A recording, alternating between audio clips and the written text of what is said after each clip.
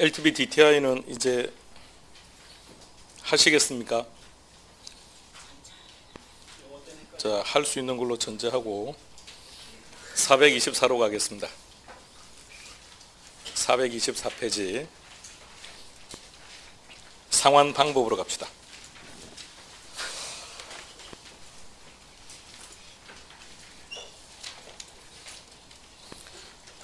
(424페이지) 1번 제목은 뭐라고 되어 있습니까? 고정금리. 그럼 429페이지 429페이지 제목은 변동금리. 그러면 상환 방법은 크게 두 가지, 고정금리이거나 변동금리이거나. 424 고정금리 갈로 4번 종류. 종류 동그라미 1번 제목은 넘깁니다. 동그라미 2번 제목은 원금 균등 분할 상환 방식. 오른쪽 페이지 동그라미 3번 제목은 이외에도 많습니다만 이 세 가지만 알면 답은 다 찾아가니까 구분을 딱 하세요. 다음 변동금리 429 제일 밑에 종류 첫 번째 제목은요 가변 이자율 저당. 넘기면요 두 번째 재협정률. 세 번째는요 조정 이자율 저당. 구분하세요.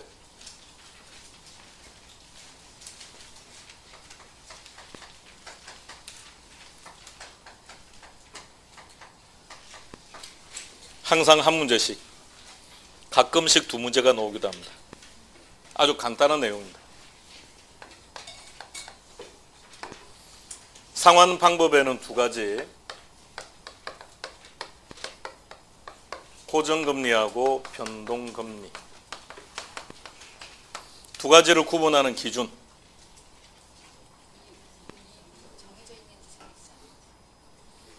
두 가지를 구분하는 기준.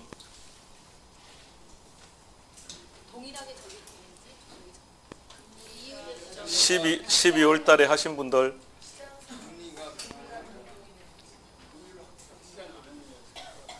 (12월) 달에 2주에 걸쳐서 했던데, 그러니까요 이 큰 의미가 없다니까요. 아무리 자세하게 하든 얼렁뚱땅 하든 결론이 똑같아요. 결론은 모른다 이거. 고정과 변동을 구분하는 기준. 예상치 못한 인플레 위험을 누가 부담하느냐. 예상치 못한 인플레 위험을 누가 부담하느냐. 고정은 누가 부담한다? 대출자가 부담한다. 변동은 누가 부담한다? 차입자가 부담한다. 그게 차이점이었어요. 고정금리는 다시 일단 시험 기준으로 세 가지만 합시다. 첫 번째 원리금, 원금과 이자, 원리금 균등 상환. 원리금 균등 분할 상환 이렇게 말하기도 하고 그냥 원리금 균등 상환 이렇게 하기도 하고 이렇게 하면 되겠죠. 두 번째는 원금, 원금 균등 분할 상환. 세 번째는 최정식. 변동금리는 다시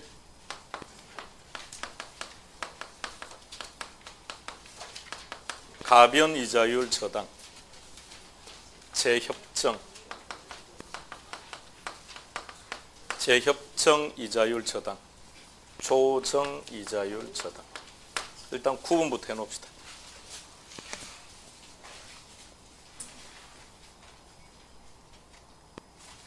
자, 들어갑시다. 펜 놓으시고요.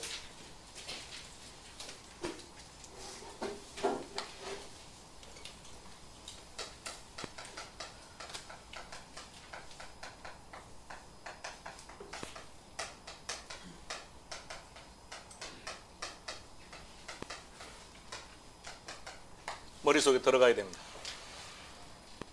명목 이자율은 실질 이자율 더하기 인플레율. 머릿속에 딱 입력하세요.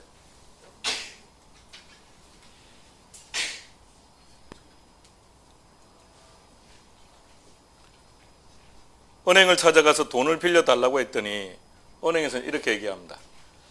당신에게 빌려주지 않고 우리 은행에서 이 돈을 다른 용도에 사용하더라도 7%의 이자는 얻을 수 있답니다. 따라서 실질금리라는 것은 은행 측 입장에서 본다면 최소한 획득해야 될 수익입니다. 거기다가 빌려달라는 기간 동안 3%의 인플레가 예상되기 때문에 10%를 결정했답니다. 숫자까지 같이 기억하세요. 근데 시간이 지나다 보니까 은행 측에서 미처 예상하지 못한 인플레가 2% 발생했답니다. 인플레가 발생하면 화폐 가치는 어떻게 된다? 화폐 가치는 떨어진다. 그럼 은행 입장에서는 유리하다, 불리하다? 은행이 돈을 받는 입장이니까 돈의 가치가 떨어졌다는 얘기는 차입자 입장에서 상대적으로 적게 준다는 얘기가 되고 은행 입장에서는 상대적으로 적게 받는다는 입장이 되니까 은행에서는 유리하다, 불리하다? 은행에서는 불리하다. 그럼 은행에서는 이 이자율을 어떻게 한다?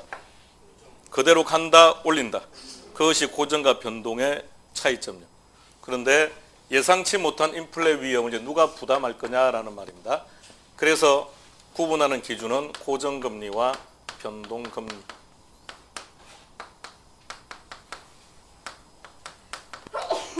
자, 여기까지 다시요.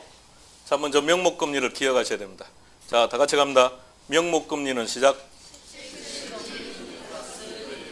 그걸 딱 머릿속에 다시 입력해요.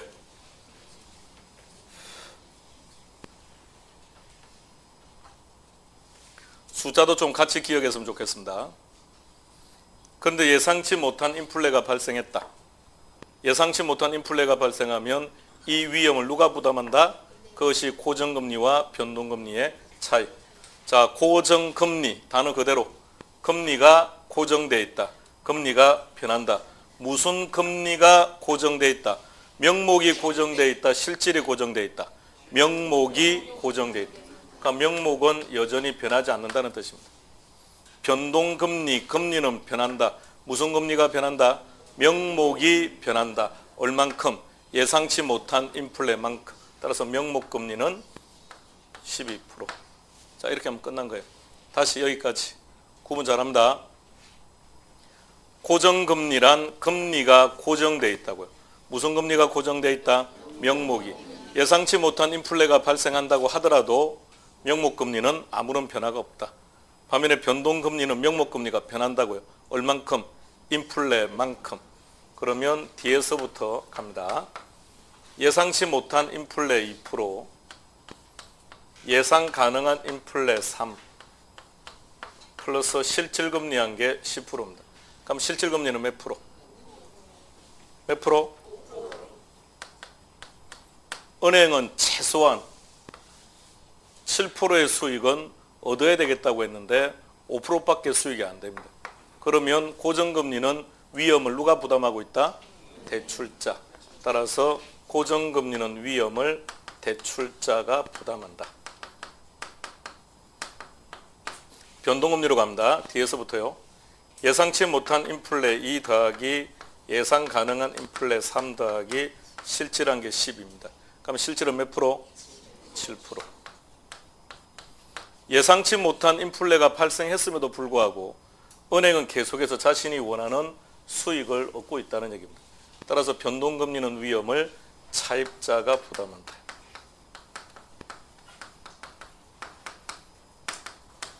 원래 예상치 못한 인플레 위험은 누가 부담하는 게 원칙입니까? 대출자가 부담을 해야죠. 근데 이거는 차입자에게 떠넘긴 거죠. 이것을 뭐라고 표현한다? 위험의 증가다. 위험의 증가 종류 열거합니다. 시작.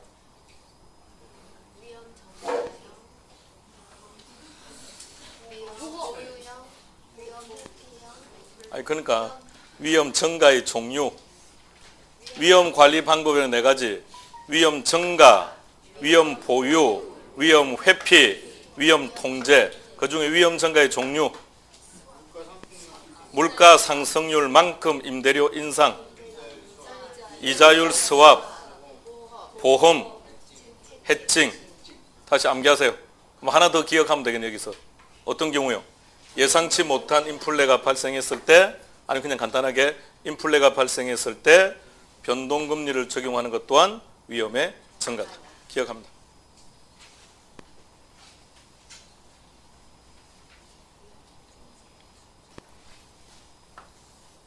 동그라미 치는 이 네 가지가 시험 문제입니다. 자, 그럼 하나씩 내용들을 정리해 봅시다. 고정금리를 적용하는 경우에 예상치 못한 인플레가 발생하면 명목금리는, 자, 표현하세요. 시작. 고정금리를 적용하는 경우 예상치 못한 인플레가 발생하면 명목금리는 일정. 다시 시작. 요걸 표현하세요. 시작. 고정금리를 적용하는 경우 예상치 못한 인플레가 발생하면 실질금리는 하락. 예, 표현하세요. 시작.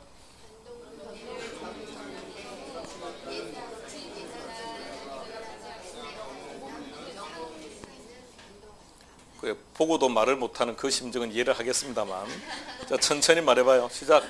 변동금리를 적용하는 경우 예상치 못한 인플레가 발생하면 명목금리는 상승. 이거 표현하세요.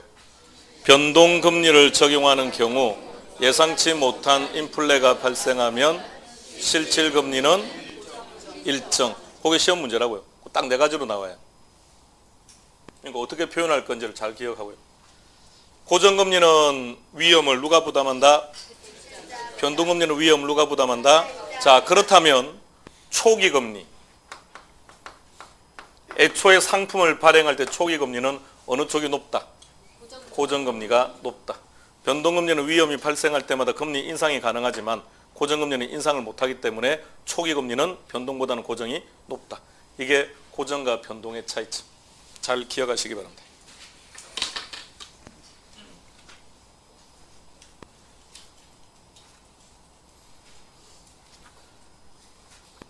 지금 메모하려고 그러시죠? 잠깐만 있어봐요. 420페이지.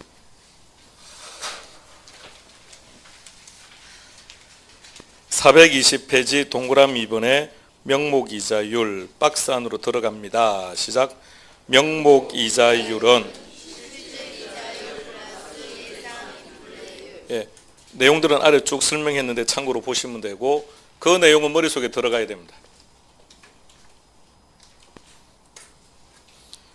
424로 가겠습니다. 고정금리 보세요. 갈로 1번의 개념, 동그라미 1번에 전체 대출 기간 동안 약정한 명목이자율이, 그러니까 명목이자율인지 실질이자율인지를 알아야죠. 그걸 장난치면 틀리는 거니까 명목이자율이 동일하게 적용되는 방법이랍니다. 명목이자율 동그라미. 동그라미 2번 갑시다. 시작. 예상치 못한 인플레이션이 발생하면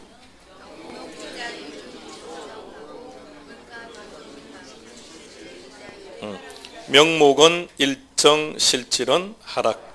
따라서 동그라미 3번. 인플레가 발생한다면 누가 유리하다?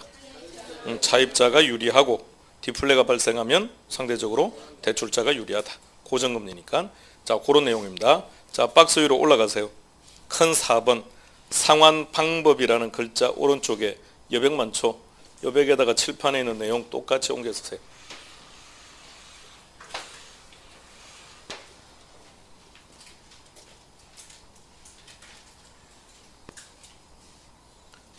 명목은 실질 플러스 인플레. 숫자까지 같이 적어 놓으세요. 결론은 두 가지만 딱 기억하고 있으면 돼요. 명목은 실질에 인플레를 더한다는 거 하고 고정금리와 변동금리라는 개념. 고정금리이든 변동금리이든 무엇이 명목이. 그걸 딱 기억해 모든 걸 찾아가죠. 따라서 고정금리는 예상치 못한 인플레가 발생한다 하더라도 명목이 일정하니까 실질은 떨어져야죠. 실질은 하락하는 거고, 변동금리는 명목이 올랐으니까 실질은 변할 이유가 없죠. 불변. 따라서 고정금리를 적용하게 되면 대출자가 위험을 부담하는 것이고, 변동금리를 적용하면 차입자가 위험을 부담하게 되는 것이고, 따라서 은행 입장에서 본다면 고정금리는 위험하니까 초기 금리는 변동보다는 고정금리를 높게 책정한다.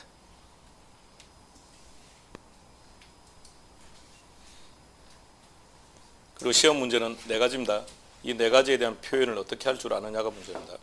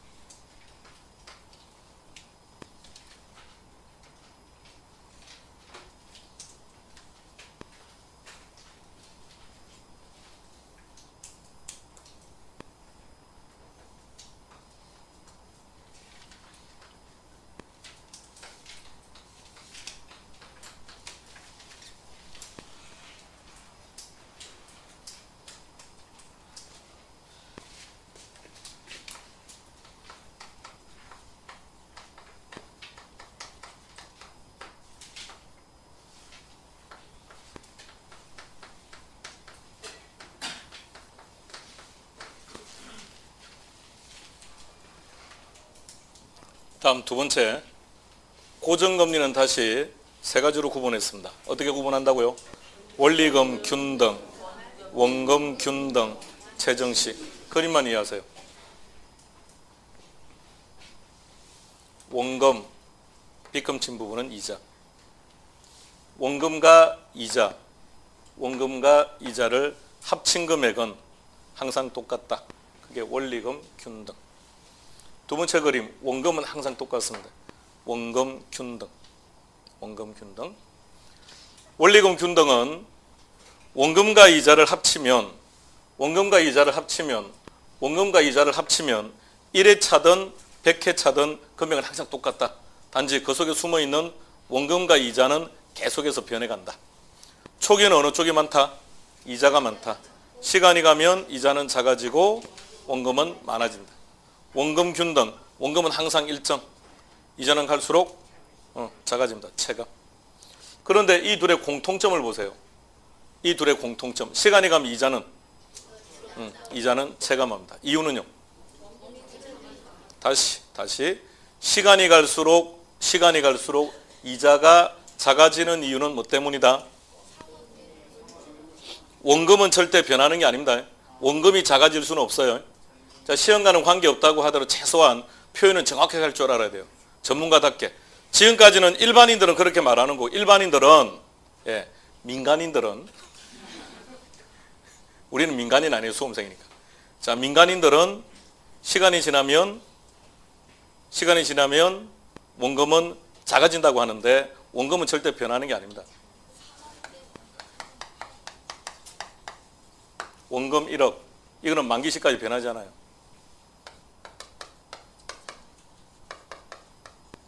상환액이 7천, 그럼 잔액이 잔금이 3천.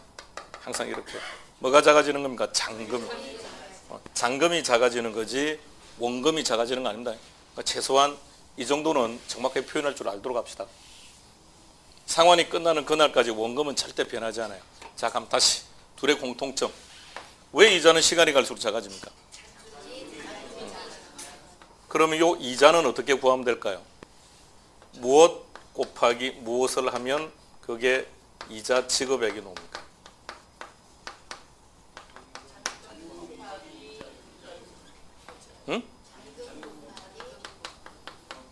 잔금 곱하기. 얘는 저당상수하고는 다른 거예요.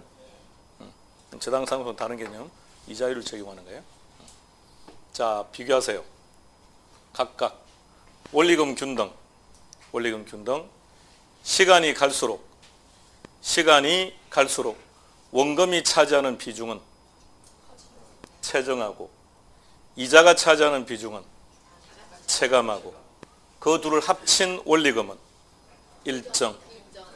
원금 균등으로 갑니다. 상환 후기로 갈수록 지금 말하는 게 시험 문제였다. 하나씩 다. 자, 원금 균등. 시간이 갈수록 원금 상환액은 일정. 이자 지급액은 체감. 그 둘을 합친 원리금은 체감. 다시 원리금 균등. 자, 머릿속에 딱 그림 그려요. 원리금 균등. 제목에서 원리금 균등이니까 상환 후기로 갈수록 원금 상환액은 체정. 이자 지급액은 체감. 이 둘을 합친 원리금은 일정, 균등. 다음 두 번째 원리금, 이번에는 원금 균등. 상환 후기로 갈수록 원금 상환액은 일정, 이자 지급액은 체감. 이 둘을 합친 원리금은 체감.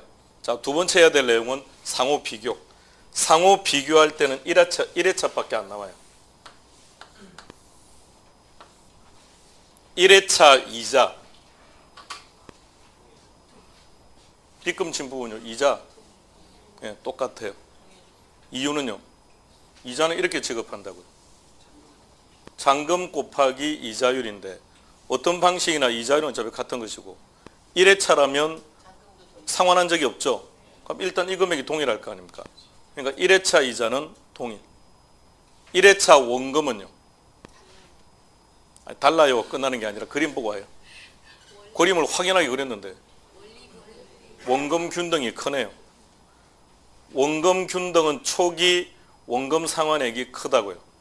그러면 둘을 비교하면 원금 균등이 초기에 원금을 많이 갚아버린 거예요. 많이 갚아버리면 잔금이 어떻게 됩니까? 작다는 얘기죠.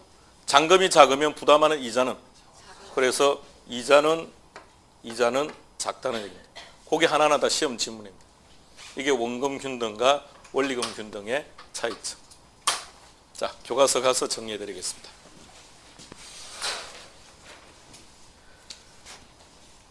(428페이지) 더보기 안에 다 정리해 뒀습니다.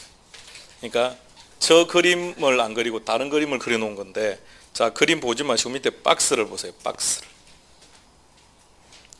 자, 원리금 균등부터 봅시다. 첫 번째 상환 방식이다 그랬습니다. 원리금 균등. 매 기간 저당 지불액은 어떻다? 균등 일정.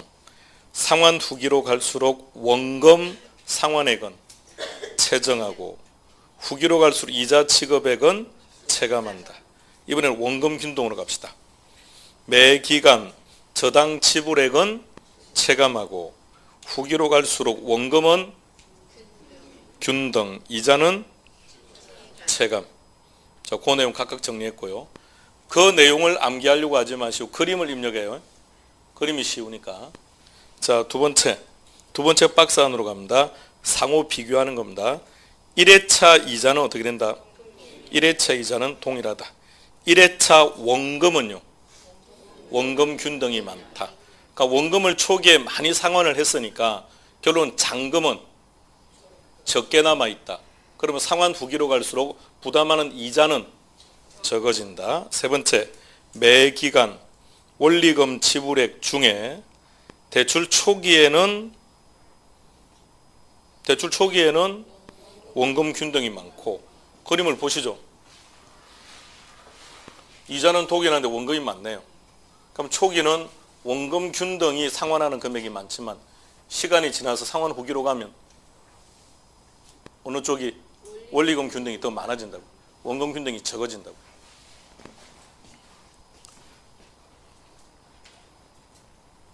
일단 거기까지 정리하시죠.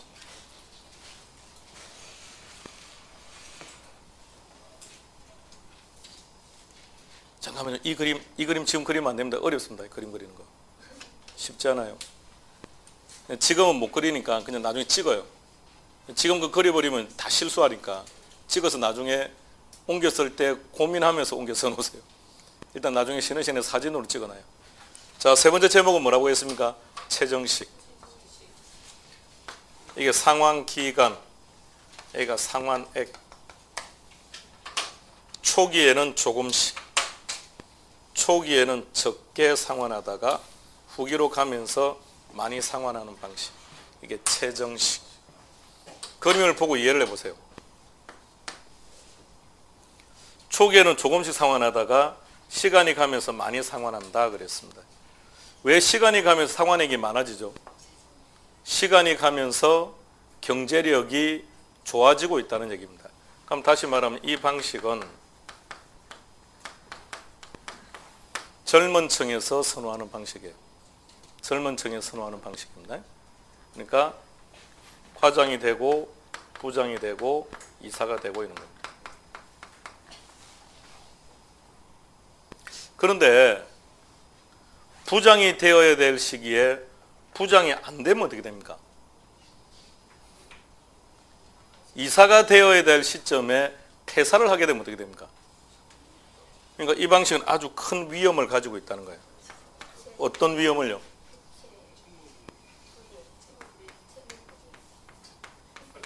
방금 채무불이행이라는 단어가 나오신 분들은 다 기억입니다.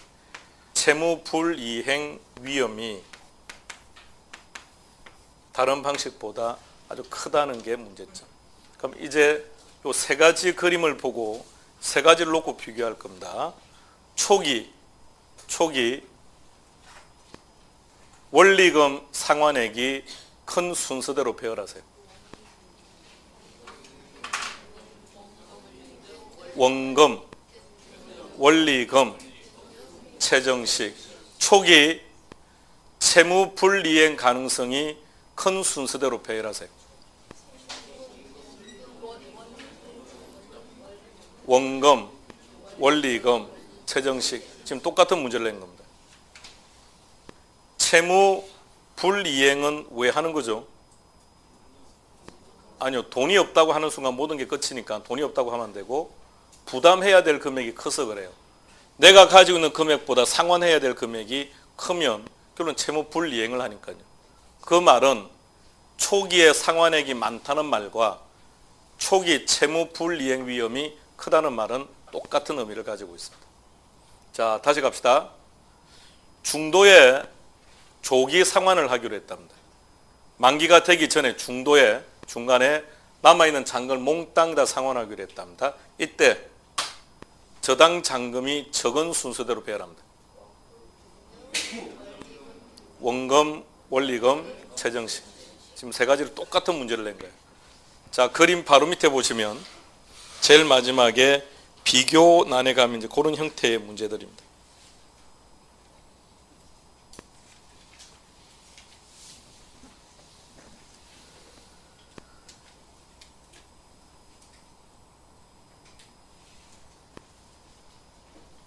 상환 방법.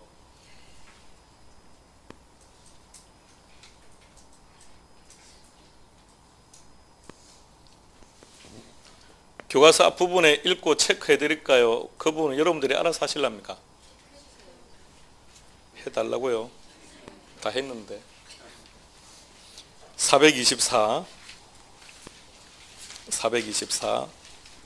그냥 보는 겁니다. 손대지 말고. 자, 칠판으로 와요. 고정금리를 보세요. 어떤 상황이 발생하든 변한다 안 변한다? 차입자가 상환하는 금액 항상 똑같다 다르다? 똑같다. 신경 쓸 거 없죠? 장점. 차입자가 이해하기 쉽다. 무조건 100만 원 내면 되는 거니까. 다음 달에는요? 100만 원. 1년 후에는? 간단하다. 그게 장점. 동그라미 2번. 금융기관은 금리를 조정하면 그만큼 업무가 복잡하겠죠? 그런 것을 피할 수 있다. 그러니까 한마디로 고정금리 장점이 뭘까요? 그냥 간단하다. 그냥 간단하다. 간편하다. 자, 단점 갑시다. 단점. 그러니까 장점은 알 필요 없죠. 그럼 누구도 안 틀릴 거니까. 단점 동그라미 1번 확인해 보시고요.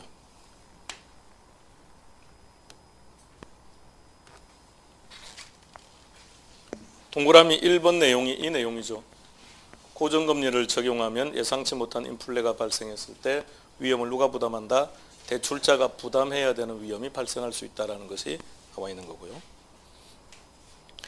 동그라미 2번 확인해 보시고요.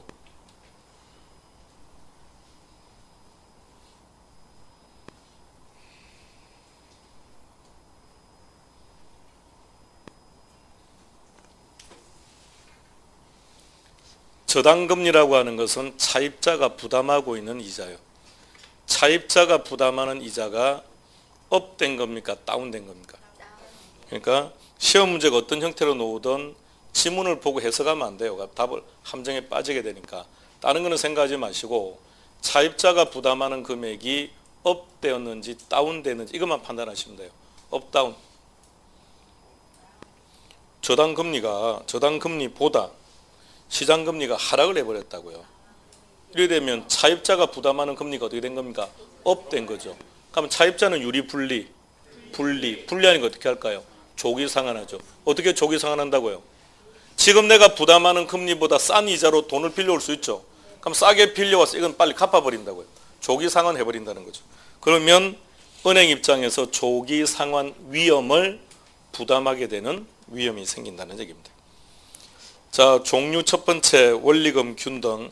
자, 그 내용들을 하나하나 암기하는 것은 바람직하지 않다고 했습니다. 그림을 이해하세요. 자, 기억. 전체 대출 기간 동안 원금 이자 합계는 어떻다? 항상 균등한 방식이다. 그죠? 예. 그 다음 니은 확인하시고요.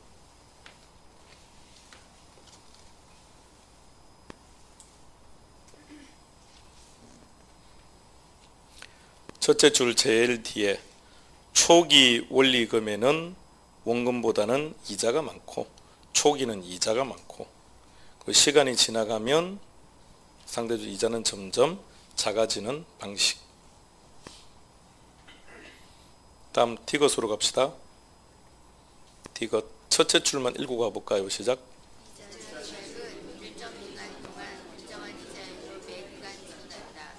예, 그 내용만요. 자, 리얼은 일단 두시고 미음으로 갑시다. 상환액이 확정되어 있다. 맞습니까? 항상 100만 원, 100만 원이니까. 그럼 차입자는 이해하기 편하고 대출금 상환 계획을 세우기도 편하죠. 두 달 후에 100만 원을 지급해야 되니까 내가 돈을 어떻게 지출하면 되겠다. 이렇게 계획을 세울 수 있고 장기적인 계획 세우기가 쉽다. 그러나 그 다음부터 갑니다. 시작.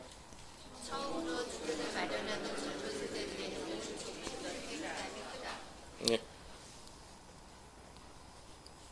그러니까 그런 사람들한테는 어떤 방식이 좋다는 겁니까? 채정식이 좋다 이런 얘기입니다. 피업의 산정 방법이 나와 있는데 계산 공식들은 암기하는 거 아닙니다. 공식들은 암기하지 마시고 이쪽 계산 문제는 지금 손대지 맙시다. 필요하다면 먼 훗날. 그 밑에 계산 문제 하나 있죠. 그 계산 문제는 10년에 한 번 나오고요. 앞 시간에 풀었던 계산 문제는 10년에 8번 나왔다고요. 그러니까 앞에 있는 문제가 훨씬 중요하니까 이 내용은 그렇게 신경 쓰지 마시고요. 특히나 작년에 나왔기 때문에 올해는 별 시력이 없을 겁니다. 넘어갑니다. 제목이 뭐라고 되어 있습니까? 원금 균등. 기억 보시면 그런 말이 나옵니다. 전체 기간 동안 원금 상환액은 매기간 균등. 대신에 이자는 남은 잔금에 따라서 달라진다. 니은 읽고 갑시다. 시작.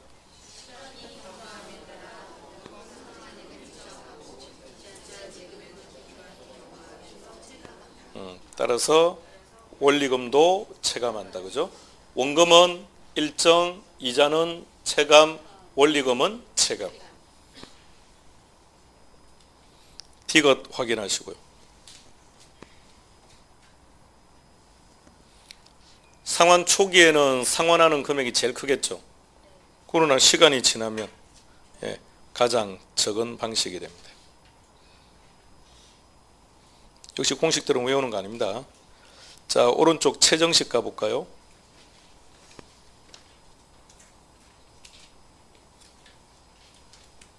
리얼에 보시면 이런 말이 나옵니다. 초기 상환 부담이 적기 때문에 젊은 층에서 유리하다라는 말이 나올 겁니다. 체크해 놓으시고요. 미음에 가면 차입자 소득 증가가 상환액 증가에 미치지 못하게 되면 그 다음 뭐라고요? 채무 불이행의 위험이 커진다. 앞서 예를 든 것처럼 만일 부장이 되는 시기에 부장이 안 되면 어떻게 되느냐 그거였습니다. 그렇게 되면 채무 불이행 위험이 커지게 된다 이런 내용들. 그 다음에 비협 찾으세요. 비협 읽겠습니다. 시작. 거기까지 체크하세요. 한 장 뒤로 넘겨봅니다. 참고하기 안으로 들어가니까 부의 상환의 정의가 나와 있는데 확인해 보시고요. 그게 무슨 말인지. 설명은 잠시 후에 드릴게요. 일단 확인만 하세요.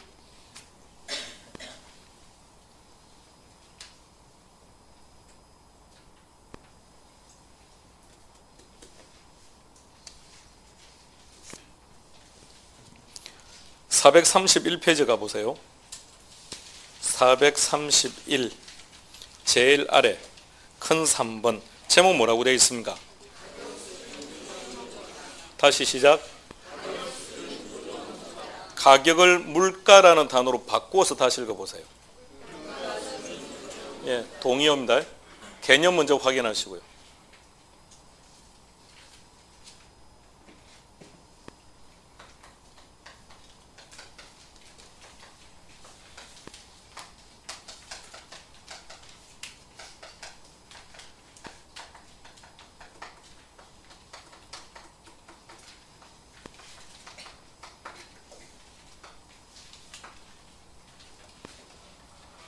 조건을 확인해 보세요. 1억을 차입했고 상환액은 1,000이고 잔액이 9,000이 남아 있습니다. 이 상태에서 예상치 못한 인플레가 발생했답니다. 인플레가 발생하면 은행은 위험하다, 안전하다? 위험하다. 그럼 은행에서는 이 인플레 위험을 극복하기 위해서 어떻게 한다? 이자율을 어떻게 한다? 올린다, 그죠? 인플레가 발생하면 은행은 위험하니까 인플레가 발생한 것만큼 이자율을 올린다. 그런데 요 이자율을 안 올린다고요. 요 이자율을 손대는 것이 아니라 인플레가 발생한 것만큼 잔액을 조정하는 거예요. 이게 가격 수준 조정 저당. 그러니까 이렇게 한다는 얘기입니다. 인플레가 발생하면 이자율을 2% 올리는 것이 아니라 그 2% 올려야 되는 것만큼 요 잔액을 조정하는 거예요. 당신은 앞으로 1억 1,000만 원 상환해야 됩니다. 이렇게. 개념은 동일한 거 아닌가요? 이자율을 올리던, 그럼 이자율은 손대지 말고 그 이자율만큼을 잔액을 조정해서 잔액을 올리는 거죠. 이것이 제목이 뭐라고요? 가격 수준 조정 저당. 이렇게 하다 보니까 어떤 문제가 생기느냐? 얼마를 빌린 겁니까? 1억을 빌렸습니까? 얼마를 갚아야 됩니까? 빌린 돈보다 갚을 돈이 더 많죠. 그것을 마이너스 상환, 부의 상환 이런 말을 쓴다고. 자, 근데 잘 봐요, 그림을. 자, 왜 숫자를 이렇게 했는지 잘 보세요. 전제가 무슨 의미인지 아시겠습니까?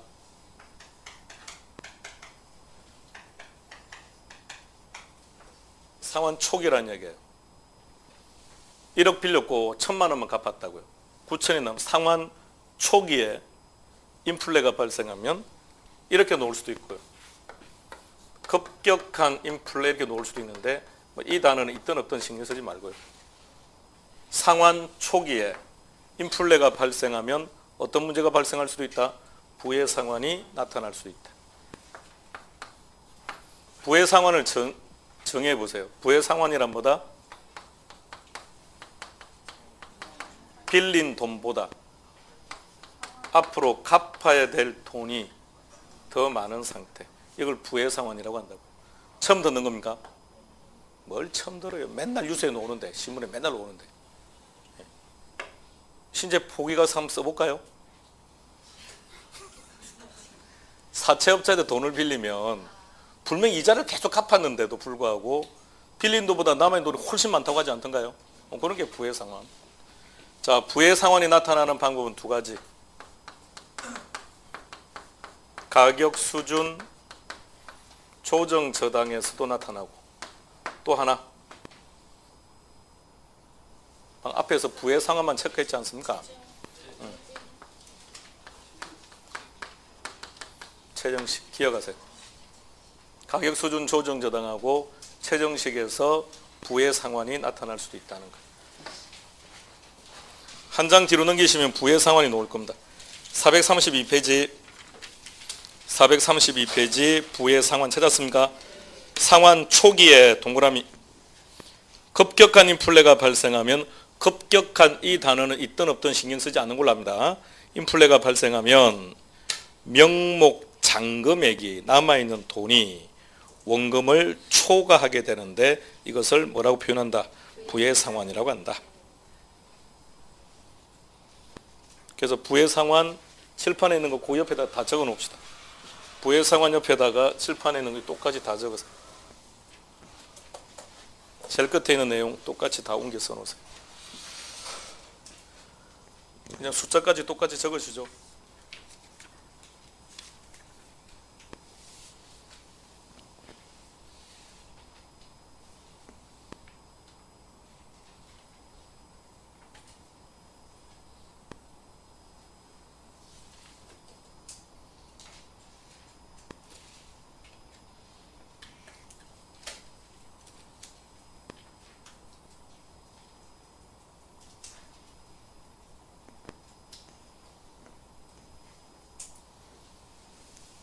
가격 수준 조정 저당은 용어 정해 놓으시고요. 예상치 못한 인플레가 발생했을 때 이자율을 변화시키는 것이 아니라 잔액을 조정하는 방법이 가격 수준 조정 저당이다라는 정의도 기억하시고, 그 다음에 부의 상환이라는 것을 묶어서 우리 시험 범위 중에서 부의 상환이 나타나는 방식은 두 가지입니다. 최정식하고 가격 수준 조정 저당하고.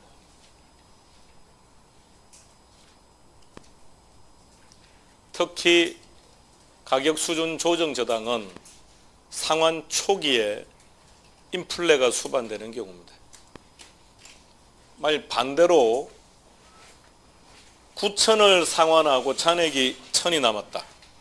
이 숫자를 바꾼 상태에서 9천을 상환하고 1,000이 남아있는 상태에서 이렇게 되려면 인플레가 어떻게 됩니까? 미쳐버리지 않는 이상 그러지 않을 거 아닙니까? 그러니까 상환 후기에 이렇게 놓으면 X라고요. 상환 초기. 급격한 이 단어는 크게 개의치 마시고요. 있든 없든 신경 쓰지 마시고.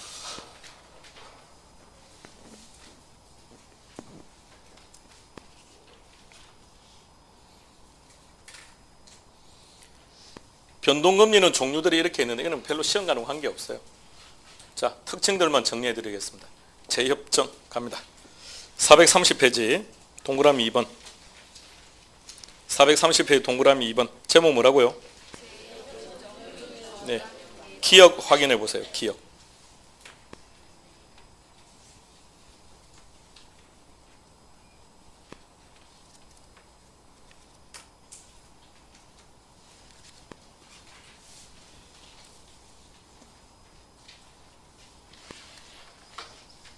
재협정 또는 재협상 이자율 저당은 차입자와 대출자가 만나는 겁니다.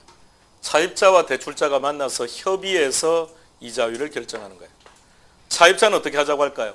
차입자는 낮추자고 할 것이고 대출자는 높이자고 할 거고, 그래서 싸우다가 협의해서 결정하는 게 재협정 이자율 저당. 그러면 이 방식은 다른 방식과 비교를 한다면 다른 방식들은, 들으세요, 다른 방식들은 은행에서 일방적인 결정을 하는 거죠. 이건 어떻게 한다고요? 협의를 해야 돼. 협의. 그렇다면 결정되는 시간이 오래 걸린다, 짧게 걸린다? 키워드는 조정 주기가 길다. 그거만 기억하면 돼요. 따라서 니은에 가면 그런 말이 나올 겁니다. 조정 주기가 비교적 긴 편이다. 그거만 기억하시면 돼요.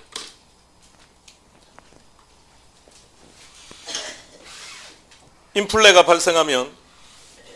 발생하면 변동금리는 명목금리를 인상시킵니까? 언제요? 인플레가 발생하자마자 올리는 겁니까? 하루 후에 하는 겁니까? 한 달 후에 하는 겁니까? 그게 조정주기. 그게 조정주기. 인플레가 발생했다. 즉시 올렸다. 인플레가 발생했다. 일주일 후에 이자가 올라갔다.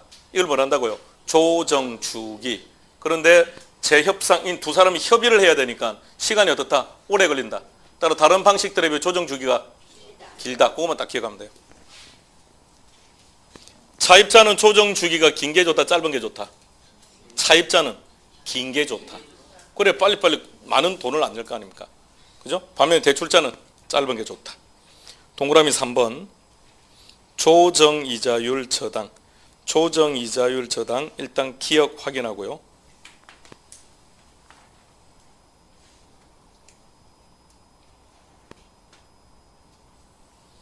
니은으로 갑시다. 첫째 줄 제일 뒤에 체크합니다. 은행에게 많은 조정권을 부여한다. 다른 방식들에 비해서 조정이자율 저당은 은행이 이자율을 인상시키는 요인이 많다는 얘기입니다. 그래서 은행 입장에서 본다면 조정권을 많이 부여받을 수 있다는 것, 그것이 장점, 상환 방법이었습니다. 마무리합시다. 자, 첫 번째 구분해야 될 내용, 고정금리와 변동금리 차이점. 그 차이점은 요게 전부 답니다. 특히 네 가지요. 두 번째, 고정금리끼리 또 상호 비교를 해야 돼요. 원금균등, 원리금균등, 원금균등, 최정식 각각 개념을 정리하고요. 상호 비교할 줄 알아야 되고 세 가지 다 놓고 비교할 줄 알아야 되고. 자, 다시 첫 번째 해야 될 내용 각각의 개념들.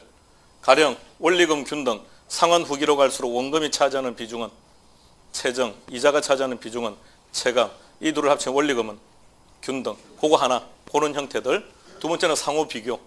원금 균등과 원리금 균등의 1회차 이자 지급액은 동일, 원금 상환액은 원금 균등이 더 크다. 따라서 초기 채무 불이행 가능성은 어느 쪽이 크다? 원금 균등이 크다. 이런 형태. 자, 세 번째는 세 가지를 비교하는 거예요. 세 가지를 비교했을 때 중도 상환을 하기로 했다. 미 상환액이 많은 순서대로 배열하면 최정식, 원리금, 원금 이렇게. 그러니까 각각의 개념, 상호 비교. 세 번째는 세 가지 상호 비교. 그런 형태. 그 다음 변동금리에서는 별거 할 게 없어요. 재협정 이자율 저당의 특징이 뭐던가요? 조정주기가 길다. 이것밖에 없고. 조정이자율 저당은요. 은행에게 재량권을 많이 준다. 자, 금리를 올리는 게 은행은 유리하죠. 근데 그 올리는 인자, 올리는 요인을 은행한테 많이 인정해 준다고요. 그러니까 은행 입장에 이런 게 좋죠. 가변 이자율 저당보다는. 다음 저쪽으로 끝으로. 예, 부의 상환 개념. 그러니까 부의 상환을 기억하시기 전에 가격 수준 조정 저당이 어떤 건지 개념 정리를 하고요. 예상치 못한 인플레가 발생하면 이자율을 변경했다. 그럼 어디에 해당되는 겁니까? 변동금리. 그런데 가격 수준 조정 저당은 이자율을 손보는 것이 아니라 무엇을? 잔금을 조정한다. 일단 개념은 기억하시고요. 자, 그 다음 부의 상환이라는 개념은 기억하셔야죠. 부의 상환. 부의 상환은 어디서 나타난다? 최정식하고 가격 수준 조정 저당에서 나타난다. 근데 가격 수준 조정 저당에서 살펴보면 부의 상환은 어떤 경우에 발생한다? 상환 후기에. 그러면 X. 상환 후기는 현실적이지 못해요. 그죠? 그러니까 상환 초기에. 급격한 이 단어 없어도 신경 쓰지 말고요. 인플레가 발생했을 때 거기까지 한 문제 쉬었답니다.